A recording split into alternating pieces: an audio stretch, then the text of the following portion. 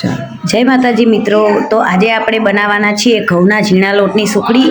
તો તેમાં એક અડધો વાટકો ઘી, અડધો વાટકો ગોળ અને એક વાટકો ઘઉંનો ઝીણો લોટ લીધો છે। હવે આપણે ગેસ ઉપર તવો મૂકી દીધો છે। હવે ઘી ગરમ કરશું। ઘી ગરમ થાય એટલે એમાં લોટ નાખીશું ઝીણો। એ લોટને સારો શેકાવા દેશું। जो घઉં લોટ શેકાય છે આમાં લાગે છે એવું, તો આવી રીતના લોટ શેકાવા દઈશું આપણે। એકદમ લોટ શેકાઈ જાય એટલે પછી એમાં આપણે છેલ્લે ગોળ નાખીશું। હવે આપણો લોટ શેકાય છે મિત્રો।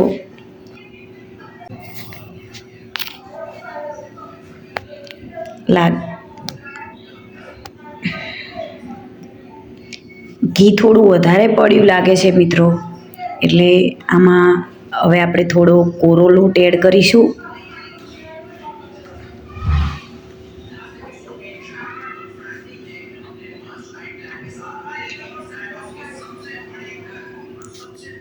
લોટ બરાબર શેકાવા દેવાનો। એકદમ લોટને બને ત્યાં સુધી હલાવતું રહેવું। એકદમ બ્રાઉન કલરનો થાય ત્યાં સુધી આપણે લોટને શેકાવા દેવાનો છે મિત્રો। જો આ રીતના લોટ હલાવતું રહેવું।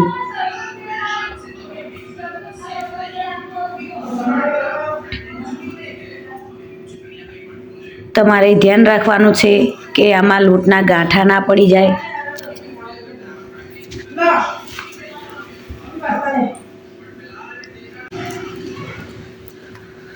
બરાબર હલાવા દેવાનો છે।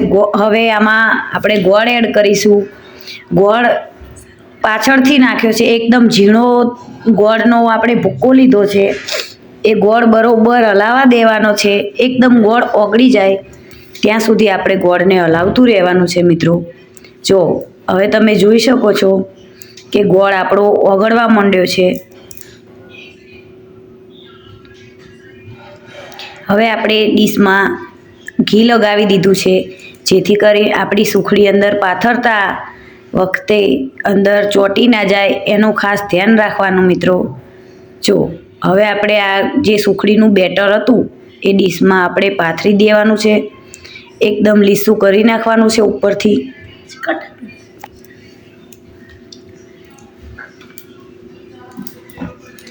સરખી રીતે આવી રીતે એક સરખું પાથરી દેવાનું છે બધું બેટર।